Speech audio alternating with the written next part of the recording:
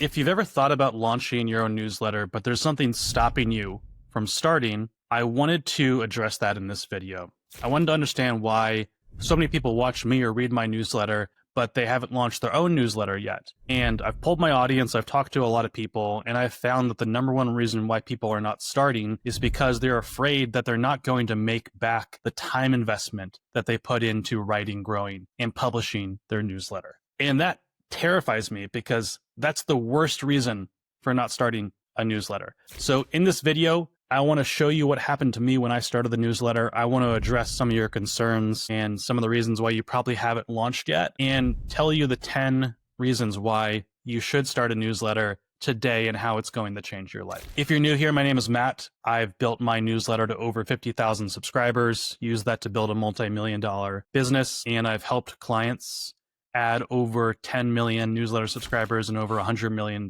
in sales collectively, including some of the biggest names in the media and creator space. I'll show you why if you start a newsletter today and follow the advice that I'll share with you in this video, you can make at least a 100x return on your investment.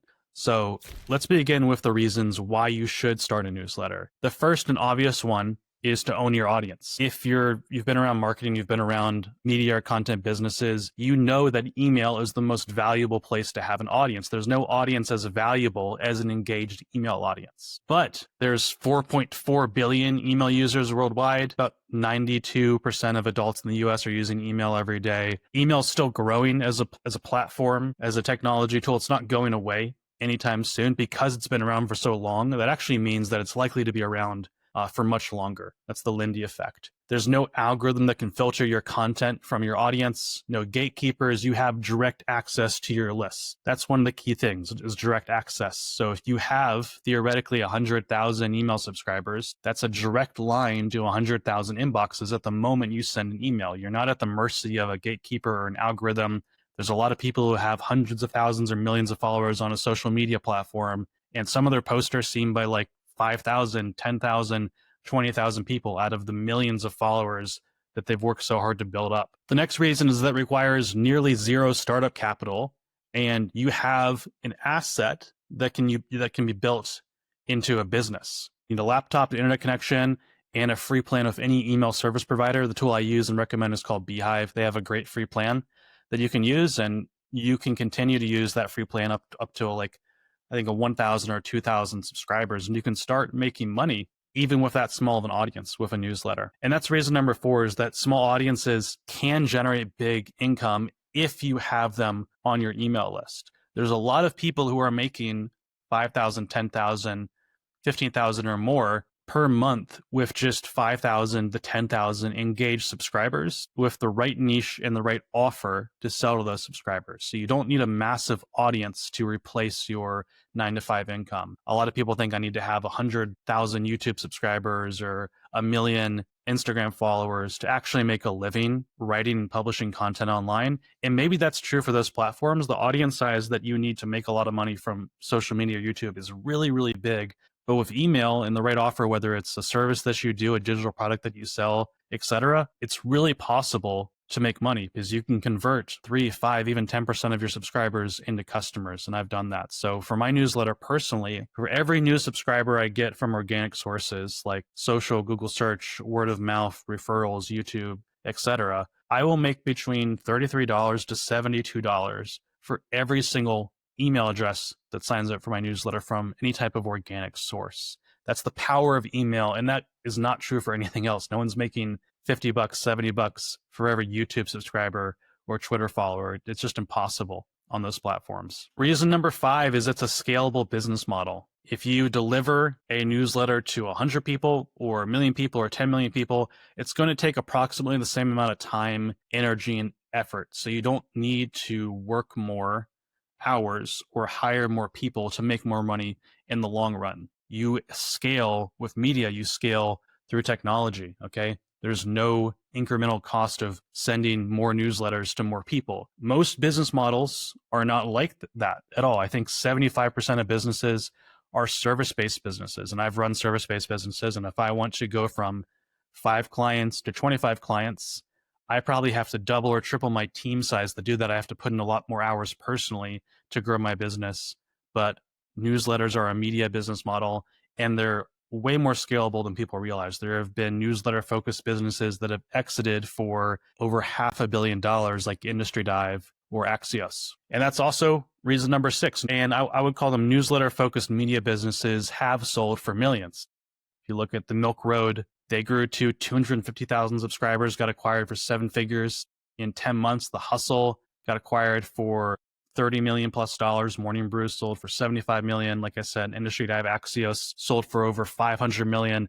There's dozens of other exits out there, and we'll put some of the logos on screen now. But people, and especially investors, want assets. They want audiences that they can sell their products to. And newsletters are a really sustainable model that can be acquired. That's not going to happen for most people. It's not going to happen for everybody, but the exits have happened versus if you're just building a personal brand, for example, there's no way to exit that. If you are building an agency or a service-based business, it's really hard to exit. And I know that experience personally because I've built an agency before. But you have that possibility when you build a media business with your newsletter. Reason number 7 is that you can work from anywhere on your terms. You don't have a boss tracking you down. You don't have a bunch of clients like you would in an agency model. It's just you, your laptop. You have that freedom to be location independent and work on your own schedule. And of course, it depends on the model that you build on top of your newsletter, right? And not everybody wants to travel, but it's possible with a newsletter. It's not the number 1 reason to start one, but it is possible. Reason number 8 is you can develop multiple revenue streams over time, and newsletters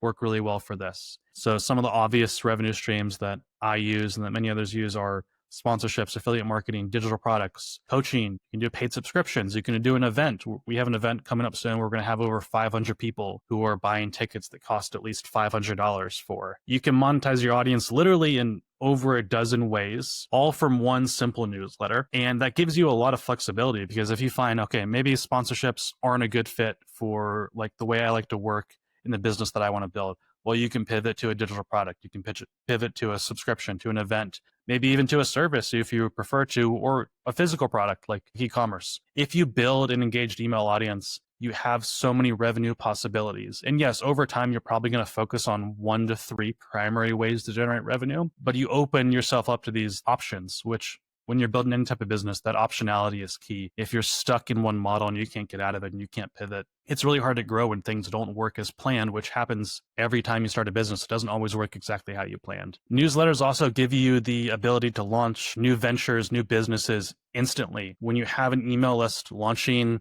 a new podcast, maybe another newsletter, a new business, a new product is easy. You can reach thousands of people in seconds if you've built up your newsletter audience. When most people try and launch a new business, it's like a fart in the wind. They try and get press. They post about it on social media. They ask their friends and family to share. And it's incredibly tough to get traction and get your first 1, 10, 100 customers. But when you have a newsletter audience that you've spent years building up, it completely changes the game and it gives you an insane advantage to keep growing businesses in the future, no matter what you do in life or no matter what changes. One of the last reasons I'll share is that it's not rocket science and it doesn't take as much time as you think. So publishing a weekly newsletter, which is what I would recommend you start with, that can take you anywhere from 1 hour to 4 hours per week. And almost everybody has time for that, even if you have a full-time job. If you're able to use some of the growth strategies that I'll teach you today and also that are on this channel, and you add 30 newsletter subscribers a day for 1 year, in just 1 year, you're going to have over 10,000 subscribers. And that maybe sounds like a lot to some people, maybe it sounds like a little to others, but 10,000 engaged subscribers will change your life. You can convert 3, 5, 10% of them into customers with the right offer. Even if you don't have a product or a service to sell them, you can monetize them with other people's offers through affiliate marketing, sponsorships, or some type of performance marketing or referral engagement. It's powerful. And also just building up the skills to actually get to 10,000 subscribers and publish 1 newsletter a week for a year is incredible. That's going to level up your skill set and help you in so many other ways other than just the immediate financial ROI that you could get from a newsletter. So there's all these incredible financial things that could happen through starting a newsletter. But I don't want that to be your only reason for starting, because that is probably the reason why most people start something, whether it's a newsletter, YouTube channel, they start posting posts on social media, and then they quit. It's because you might be building an audience for the wrong reason. And I found that doing that may hurt you more than it's going to help you. Everybody builds an audience, starts a newsletter, whatever it might be, in hopes of making more money, sharing their message, getting some type of fame, approval, recognition, stuff like that. And that's all fine and normal. If that's part of the reason you want to build a newsletter, that's cool. We all want these things, but if it's your only motivation, you're going to have a hard time succeeding. And that's why I think so many people fail. There's this quote I first heard from, I think, Elliot Holst, but I've also heard it from Tony Robbins too. And the quote is, it's not what you get, it's about who you become. And if you publish content with the sole focus of what you're going to get from that audience, the money, recognition, influence, three things are probably going to happen. Your audience is going to see through it, and they're not going to stick around for long. You're going to have no motivation to keep creating content after 6, 12 months or more with little to no success, because that does often happen. So you can publish a newsletter for 3 months and it's not going to grow a ton, but if you stick with it in the long run, it will. I'll talk more about that later. And you might give up quickly because getting what you truly want and really the only thing that you desire, like money, recognition, influence, takes a long time. So instead, I recommend that you launch a newsletter with the goal of becoming a better, more skilled person, to improve yourself, to improve your abilities.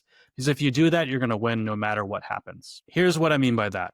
Publishing a newsletter helps you become a better writer, a better copy editor, a better thinker, because writing is thinking. You will learn AI to help you edit and proofread your newsletter. You'll learn email softwares like Beehive. You'll learn marketing. You'll learn growth. You'll learn how to master the topic that you're writing about, your niche or your industry.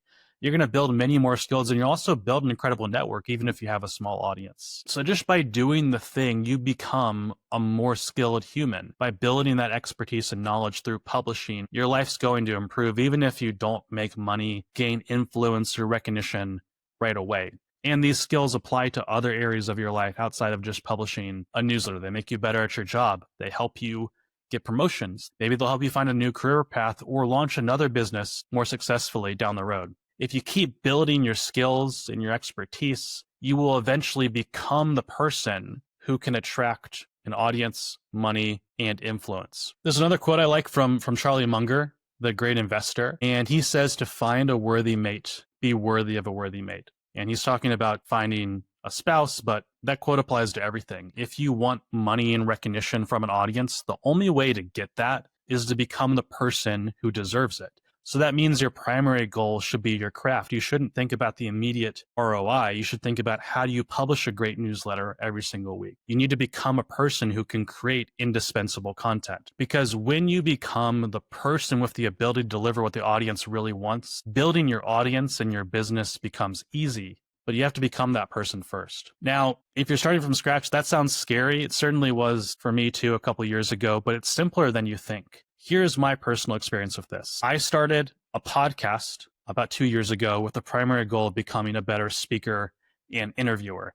Those were the skills that I wanted to master because I knew they would improve other areas of my life too, even outside of the podcast. And yes, I also plan to use the podcast to grow my audience and to grow my business, but it wasn't the primary goal. I knew whether or not the podcast succeeded financially, I would still get an ROI from that because of who the podcast helped me become. I started my newsletter to train my employees on how to do what we were doing inside of our agency. I started it to explain strategies and ideas to my clients and answer their common questions. I started it to clarify my own thoughts about how to build businesses and the things that I'd learned over the past couple of years. I wanted to write them down, organize them, and put them all in one place. And yeah, I still wanted to grow an audience and make money from it, but it wasn't the primary goal. It wasn't the only goal, I should say. I had plans to grow it. I had plans to make money from it. I followed those plans. I took that super seriously, but I knew that starting the newsletter would be worth doing whether or not it helped me gain clients, build my brand, make more money.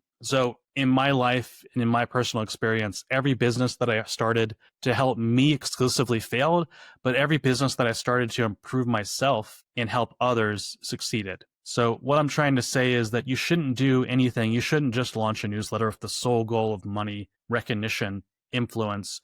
Do it because of who you'll become, regardless of the outcome. And if you're going to do it for long enough, eventually you will get what you deserve. So if you want to become a better writer, a better editor, an expert on a topic, a niche, an industry, if you want to learn everything about newsletters, marketing, all the AI tools that you can use to help you write, publish, market your newsletters, it's a great opportunity, but just don't expect to be a millionaire overnight. There are people who have made a lot of money with newsletters. I shared some examples at the beginning of this video, but there's a lot more people who have used newsletters to become better writers, to grow their careers, to showcase a portfolio of their writing. It's an awesome vehicle for so many reasons, and I hope that you have plans to grow your audience and build it into a business, but I also hope you start one because of all the other benefits that you'll get to and because of the person who you will become by publishing a newsletter every single week. Now, I want to end this with my story. Hopefully it'll give you some perspective, what it looks like to start a newsletter, to fail, to quit, to start again over a period of like over 7 years now. So I started my first newsletter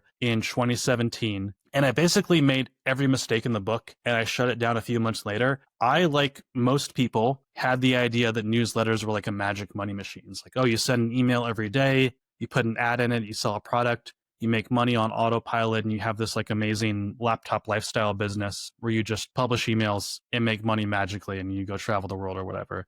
And you can get a lot of those benefits from a newsletter, but again, it's not that simple. What I did is I started this daily newsletter, and it was kind of on all these topics that I was passionate about, but I wouldn't say that I was truly an expert on. But the problem is I tried to write from an expert's perspective instead of just sharing my own journey, kind of like building in public and showing people what I was learning and sharing my learnings along the way. So I tried to be like this expert guru that didn't really make sense for me at that time. The content was probably similar to something like a Sahil Bloom or a James Clear, but very different. So that was one mistake I made because I kind of had this imposter syndrome. Like, why am I sharing this advice when I'm young? I don't know these things. I should just shut this down and focus on myself. And I actually did that, and that gave me some benefits. But I wish I didn't, because if I kept writing that, but I wrote it from a perspective of here's the stuff that I'm learning, here's the stuff that I'm studying, here's my personal experience, and here's what worked for me, I would have built up this incredible portfolio of content. I would have become a much, much better writer over years of writing that. But because I had this silly imposter syndrome, I quit.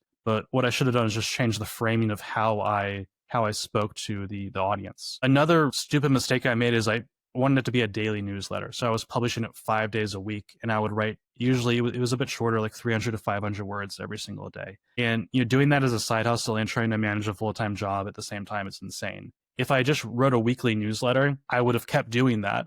I could have done it in an hour or two a week, and I would have built up an audience and all the benefits that I talked about over time. So always start with a weekly newsletter. That's one mistake that I fixed when I started later. And then the final mistake I made is I quit way too early. I started daily, and it's like embarrassing to say this, but I probably lasted like 2 weeks of daily newsletters before I quit completely, when I should have just went to weekly, and I should have just changed the things that I mentioned before. And so that's a huge mistake I made. But even though I quit, that experience building my own newsletter helped me later get a job at a company called The Hustle, which is an email newsletter company I mentioned before. I was in charge of newsletter marketing at that company. We grew it. We got acquired.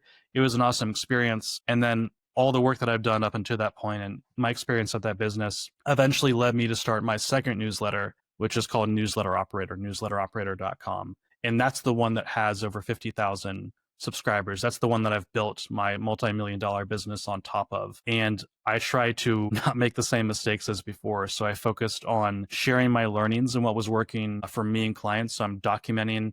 I'm not, telling you that I'm the world's foremost expert. I'm just sharing what's working for me, what's working for others. I'm basically sharing my private notes in public. It's all super tactical, practical advice. I started this as a weekly newsletter 2.5 years ago. It still is a weekly newsletter. I've published a newsletter every single week for the past 2.5 years. And yet it's not easy. It's way more achievable than publishing a daily newsletter, for example.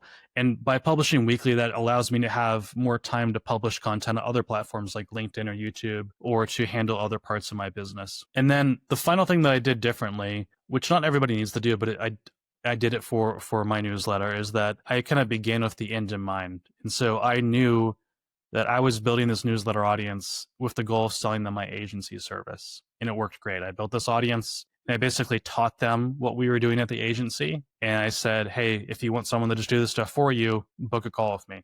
And that worked. We got dozens and dozens, and we've, have over 100 lifetime clients, some massive names. And so that worked great. You don't have to have that, but if you know what product you're going to sell, if you already have a service or product to sell and you build a newsletter around that, that's a great way to start. It's not totally required because I've seen so many people not have a product, not have a service, build up an audience, and then talk to that audience through calls, through surveys, through conversations, and then identify our product or service to sell them. That can work too, but I had started my agency before I started this newsletter. And so I built the newsletter to grow the agency. And since then, we've used the newsletter to sell a lot more of other products too, like our cohorts, our events, sponsorships, and more. And that's probably one of the biggest benefits of this newsletter is that if I just started this agency business and I didn't build up the newsletter audience, when I pivoted to something else like cohort-based courses or events or stuff, I would have been starting from scratch and I would have no one to market to and sell our stuff. But because over the past 2.5 years, I've built up this huge audience, when I launched our cohort, we sold out. We made 100K from the first launch. When I launched our first event, we sold out of tickets. We sold 300 plus tickets for the first ever conference. And that wouldn't have happened without the newsletter audience. Even if I had just built up a brand on social media, on Twitter and LinkedIn and a little bit on YouTube,